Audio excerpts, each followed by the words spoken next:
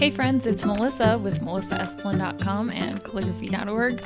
Today's video is about some craft boxes that I did for a neighbor of mine. She's got her 2 grandkids living with them right now, and she brought these over. So I wanted to do something a little bit more permanent on these little craft organizing boxes. So I busted out the handy Pyrography wood burning tool. So I got this from, I believe it's from Plaid.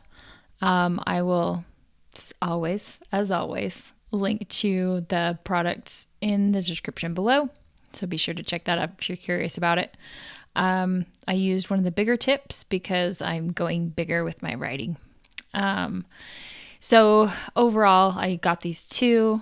Ella is a very girly girl, and Liam is a very sporty, kind of typical boy. So I decided to change up my lettering styles for both of them. Ella, I went for a classic sort of slightly shaded copper plate style. And this was really fun just because it's just, you get into that normal everyday, you kind of do the same things. And this just took me a little bit outside my comfort zone.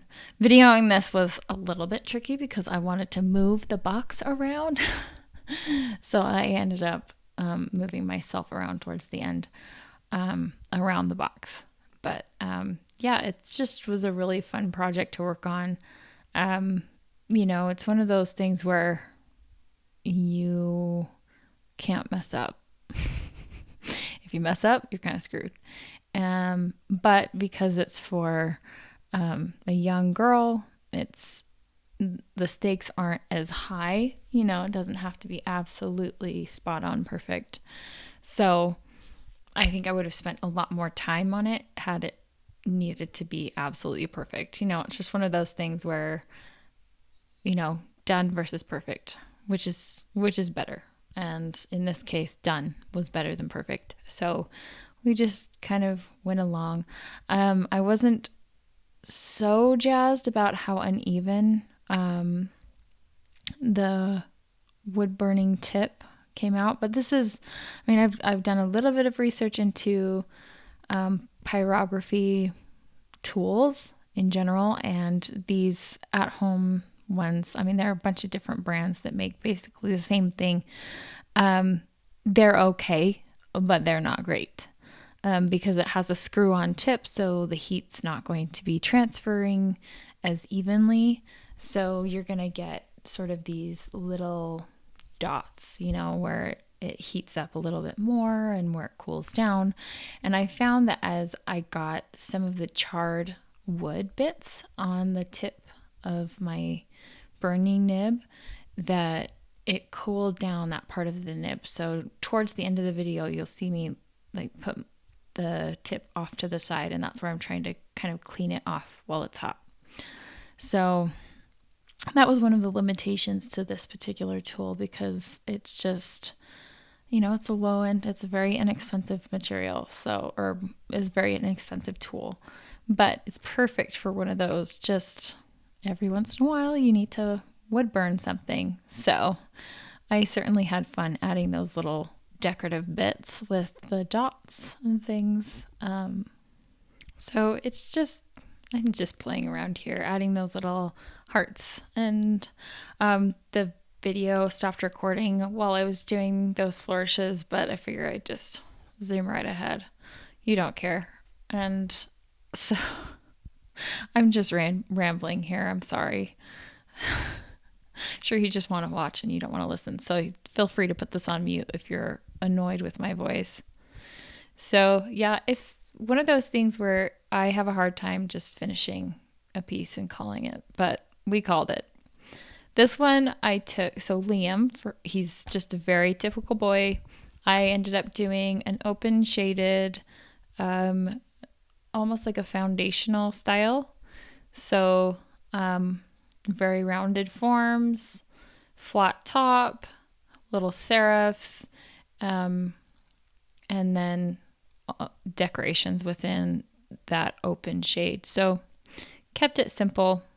I tried to keep that line. You can see right here with the A that it's just the tool got a little bit cool, so I had to go over a lot of lines a couple of times just in order to get the same line weight. So that was, that's a limitation of the actual tool, the material itself. But yeah, that was kind of annoying.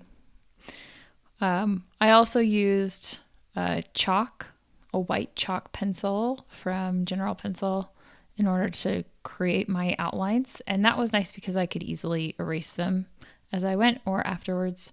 But I think that may have contributed to dirtying up the tip and cooling it down.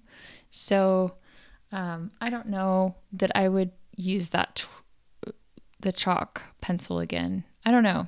I've got to try it out, test it out. And because there's a bit of some wood grain on the top, it's not like smooth like a disc of pine wood or something.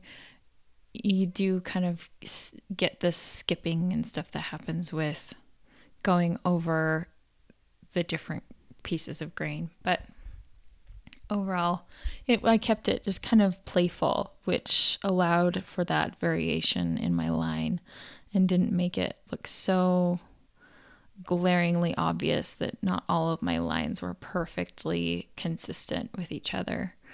So towards the end here, this was the second box that I did, and my hand was starting to fatigue a little bit because that tool is kind of big. But again, this is kind of what you get when you're spending, in the $20 range for a heat tool like this. I know the really nice ones are much slimmer and more pencil or pen-like, but you're looking at like $200 to $400, which is not something that I'm going to be investing in for something that I pull out a couple times a year. So it is what it is, right? I added some stars and dots, just slightly more boyish flourishes around Liam's name, and then really just called it good. The little stripes I felt like added a fun boyish touch, but that's pretty much it. And then on the bottoms of both of the boxes, I put Love Mimi. And I just thought that would be a really sweet keepsake if they end up having these and keeping these for a long time, to have her name on the bottom, that was a gift from her. So thank you so much for watching. Stay tuned every week for a new video. Check out all of my past videos too if you're new here. Like, subscribe, comment if you have any questions about how this tool worked, or my approach. Feel free to hit me up in the comments. I'm pretty active there. And if you'd like to learn more about calligraphy, check out calligraphy.org. Take care.